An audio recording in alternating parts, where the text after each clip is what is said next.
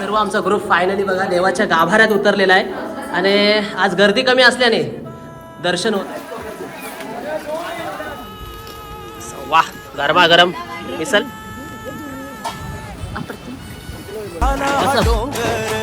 महादेवाने लिंग स्थापिले हो, महादेवाने लिंग स्थापिले. क्षेत्र हे कनकेश्वर, क्षेत्र हे कनकेश्वर.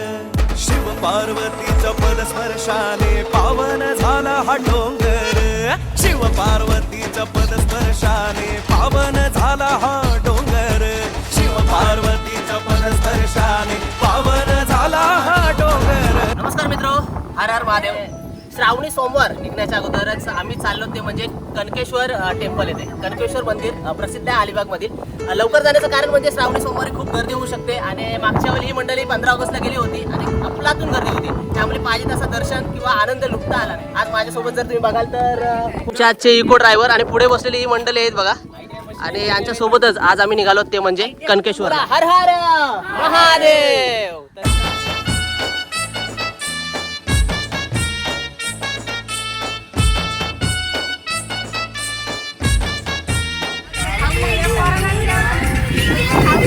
आणि इथे आमचा माणूस खास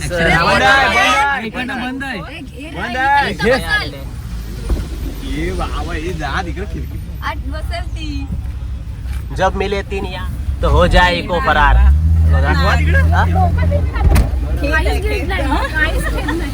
कनकेश्वरला जाण्यापूर्वी इथे सीएनजी दरवाजा काय सोडायला मागत नाही, कारण त्याला माहित आहे दरवाजा सोडला तर दुसरा माणूस येते. आता अर्धा प्रवास झालेला आहे आणि अलिबागच्या दिशेने आम्ही मार्गस्थ आहोत. 3 विरा धरण आहे तिथपर्यंत आम्ही पोहोचलो आहोत. आणि इथे जर बघितलं तर आर्यन वडापाव सेंटर 13 वर्ष झाले. 13 वर्षापासून हा इथे स्टॉल आहे त्यांचा वडापावचा दुकान. आणि आता खास 11 वडापावची ऑर्डर दिलेली आहे.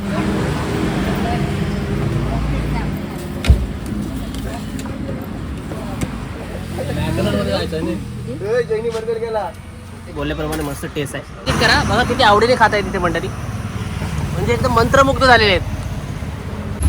बघा बर्गर किंग पण किती खुश आहेत बघा तिकडे.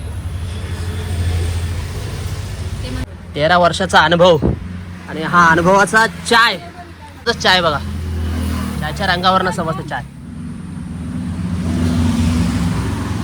मस्त आहे ना. अलिबागच्या दिशेने जाताना हा डॅम लागतो. 3 विरा डॅम म्हणून प्रसिद्ध आहे. क्षणभराची विश्रांती, नाश्ता, चहा घेऊन झालाय आणि थोड्या वेळासाठी या डॅमवर आलेलो. जबरदस्त सीन वाटते बघा.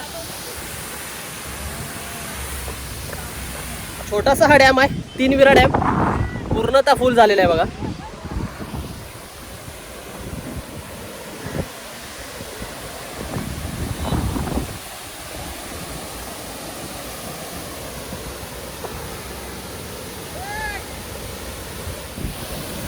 अनेक डॅम आहेत पण त्याच्यामध्ये खूप रिस्क आहे, पण हा छोटासा डॅम आहे, रिस्क कमी आहे एकदम बघा, नॉर्मल आहे, जास्त प्रवाह नाही. तर जाऊया, प्रथम आपण महादेवाचं दर्शन घेऊ आणि त्यानंतर मग पुन्हा येताना इथे येऊ.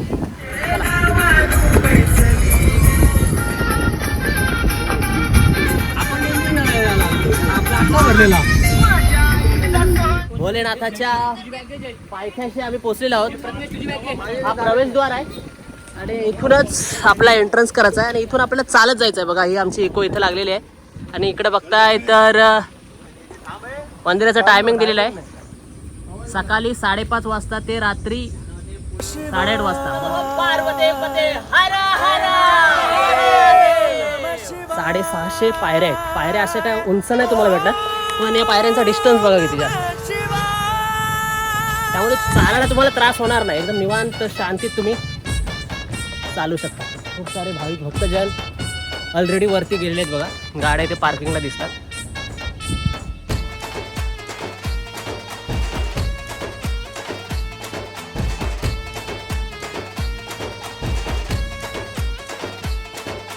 शिव पार्वतीच्या पदस्पर्शाने पावन झाला हा डोंगर. शिव पार्वतीच्या पदस्पर्शाने पावन झाला हा डोंगर. महादेवाने लिंग स्थापिले. 1,600 पायऱ्या चढून झालेल्या आहेत आमच्या आणि 425 पायऱ्या बाकी आहेत. 3,750 फूट. निसर्गाची कास धरा. तर जाऊया त्या निसर्गाच्या सानिध्यात हा कनकेश्वराचा दर्शन सोहळा रंगत आहे आणि त्याच्या दिशेनेच मार्गस्थ होता नाही सर्व मंडळी. झाला हा डोंगर शिव पार्वतीच्या पदस्पर्शाने पावन झाला हा डोंगर.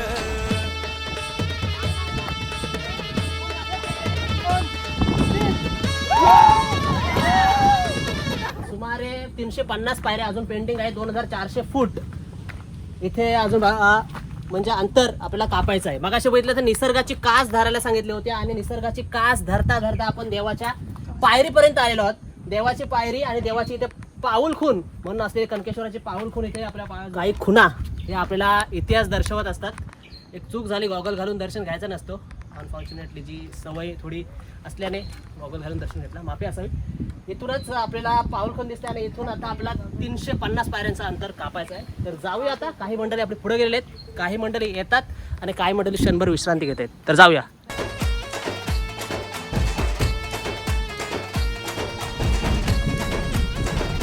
नंदीचं दर्शन झालेलं आहे आणि नंदीचं दर्शन झालंय म्हणजे भोलेनाथ जवळच असतात. आमच्यापेक्षा 20 पट वेगाने जास्त चालणारी जानू. असं वाटतं एवढा अंतर कापल्यानंतर. अजून 80 पायऱ्या बाकी आहेत. कसं वाटतं ते? मस्त मस्त. बघा निसर्गाची कास धरत धरत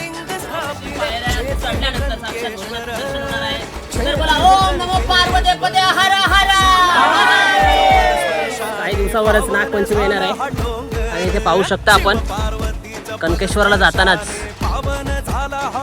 100 ते 80 पायऱ्यांपूर्वीच इथे हा वारू लागतो.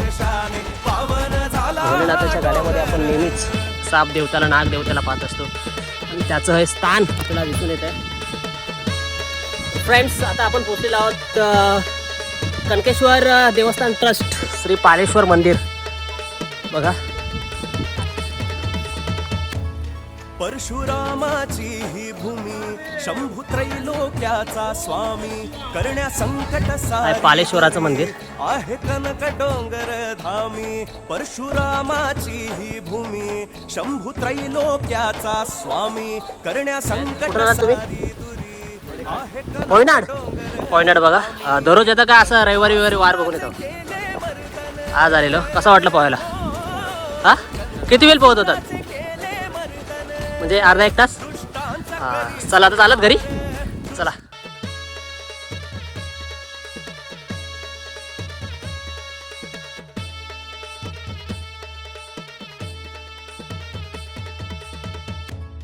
परशुरामाची ही भूमी शंभू त्रैलोक्याचा स्वामी करण्या संकट सारी दुरी आहे कनक डोंगर धामी. परशुरामाची ही भूमी शंभू त्रैलोक्याचा स्वामी करण्या संकट सारी दुरी आहे कनक डोंगर धामी. कनकासुराचे केले मर्दन हो, कनकासुराचे केले मर्दन दुष्टांचा करी संहार दुष्टांचा. तर मित्र बघा फायनली भोलेनाथाचं दर्शन आम्हाला ग्रुपने भेटत आहे. जवळजवळ अर्धा 1 तासाची प्रतीक्षा केली, तिथे बसलो आणि त्यानंतर सर्व आमचा ग्रुप फायनली बघा देवाच्या गाभाऱ्यात उतरलेला आहे आणि आज गर्दी कमी असल्याने दर्शन होत आहे. ओम नमो पार्वतीपते हर हर महादेव. जर बघायला गेलं तर देवाचं दर्शन घेऊन प्रत्येकजण त्या कुंडामध्ये पोहायला जातो, पण इकडे जर बघितलात तर अनेक तपस्वी असे संतांची मंदिरं आपल्या पाहायला भेटतात. बघा शिवभक्त संत मनमाता नजारा आहे. व्ह्यू बघा कसा आहे. हा दर्शन तुम्ही कधी घेतला पण नसेल म्हणजे कनकेश्वरला आल्यानंतर आणि कोणाला हा पॉईंट माहीत पण नसेल. 1901 साली हाशिवरे येथे एका सुखवस्तू व गुणवंतू गावंड कुटुंबात यांचा जन्म झाला.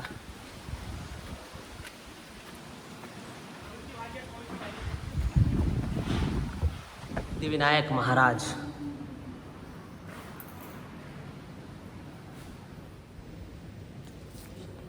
गणपती बाप्पा मोरया.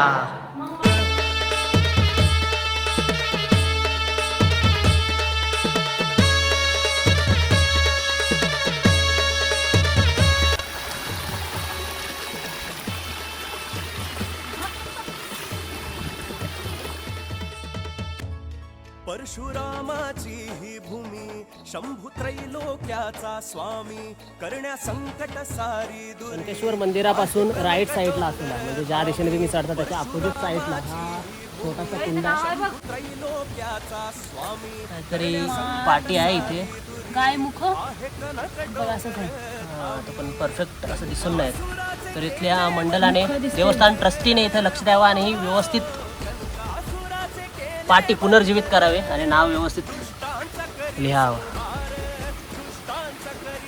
दुष्टांचा करी संहार शिव पार्वतीच्या पदस्पर्शाने पावन झाला. हा कुंड आहे आणि कनकेश्वराच्या मंदिराच्या इथं येण्याचं मुख्य आकर्षण जर बघितलं तर हा कुंड आहे बघा. अनेक तरुण मंडळी खास इथे येत असतात.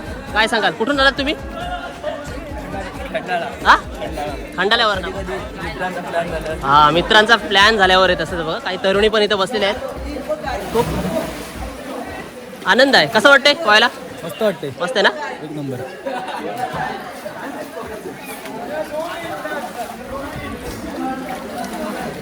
होता का तुम्ही? आपण कुठून आलात? कुठलं? मुंबई मुंबई मुंबई मुंबईवरनं आलात? बघा इकडे बघितलं तर मुंबईवरनं आलेले आहेत काही तरुणी आणि खूप सारी जवळ आसपासची मंडळी आहेत. रील जा भाई जा पटकन.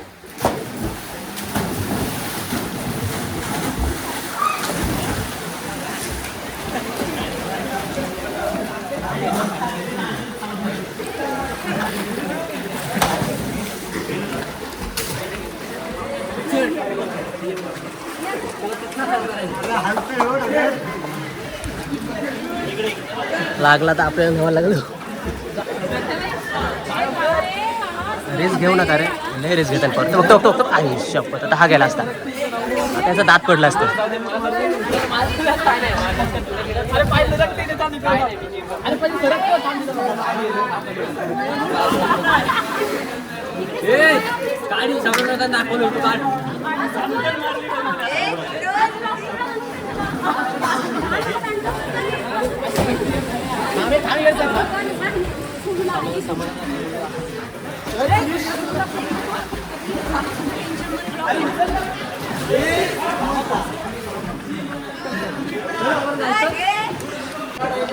नको बाबा.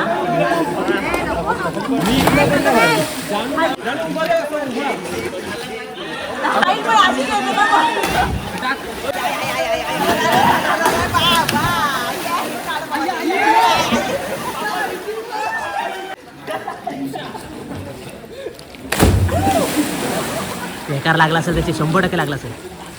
पोझिशन रॉंग होती त्याची.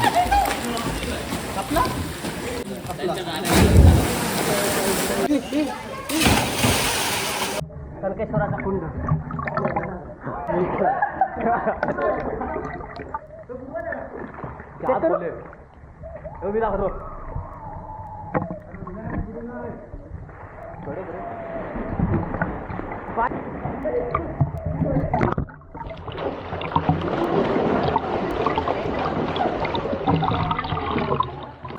कुंडातून पोहून आम्ही आता घराकडे मार्गस्थ होत आहोत.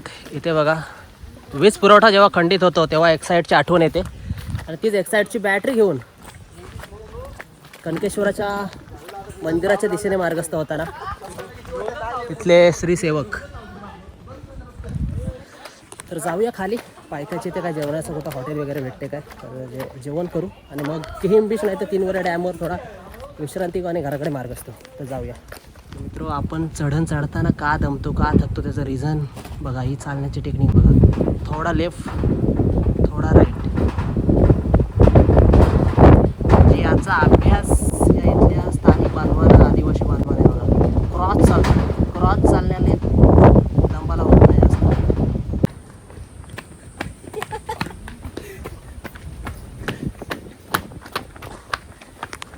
बघा निंजा टेक्निक अनलॉक झालेले इथे.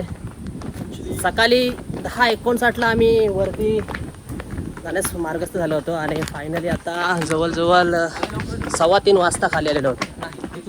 बघा 4 तासांनी पुन्हा खाली आलेलो होतो. कसा वाटला वंश? चांगला होता.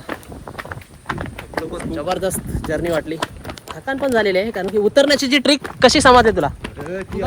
हा नक्कीच. फायनली सर्व इकोमध्ये बसलेले आहेत सर्व मंडळी. चला तर मित्रांनो बघा फायनली किहिम बीचवर पोहोचलेलो आहोत. पण इथे पोहोचल्यानंतर बीचवर जाण्यापूर्वी नाश्ता करायचा विचार आहे. वश काय खायचं आहे आता? फक्त मिसळच जरा वाटते. जे काय कांदा भजी, प्रथमेश तू काय खाणार? बटाटा भजी.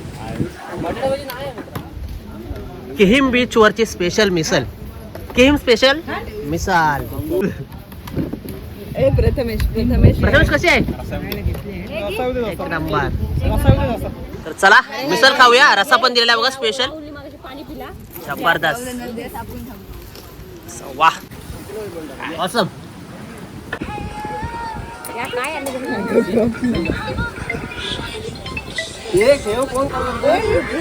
किहिम बीचवर पोहोचलेलो आहोत. खूप सुंदर नजारा आहे.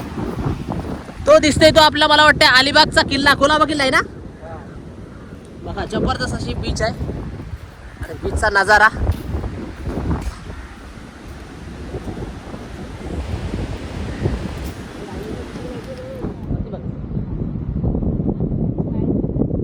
आम्ही पुन्हा माघारी आलेलो आहोत कारण की मुसळधार पाऊस आलेला आहे. त्यामुळं माघारी येणं आवश्यक होतं. त्यानं कशी वाटली किहिम बीच? मस्त आहे. मस्त. कधी स्वप्नात विचार केला होतास किहिम बीचवर येईल?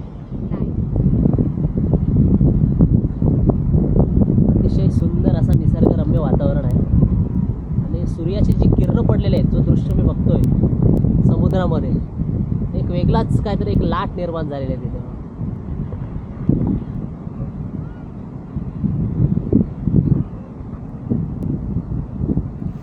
आईस्क्रीम खाताना येते. सर्व थकलेले आहेत. 0.5 असा कसा दिसेल बा? हॅलो. ओके. तुला तेच फायनली कनकेश्वर किहिम करत आम्ही कान्होव्याच्या दिशेने मार्गस्थ आहोत. आजचा हा केवाला प्रवास तुम्हाला कसा वाटला ते नक्की सांगा. उर्वरित प्रवासात काय आढळलं?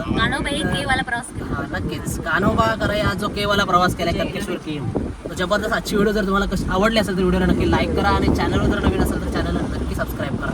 तर पुन्हा एकदा बोला ओम नमो पार्वती पदे हर हर महादेव. शिव पार्वतीच्या पदस्पर्शाने पावन झाला हा डोंगर. शिव पार्वतीच्या पदस्पर्शाने पावन झाला हा डोंगर.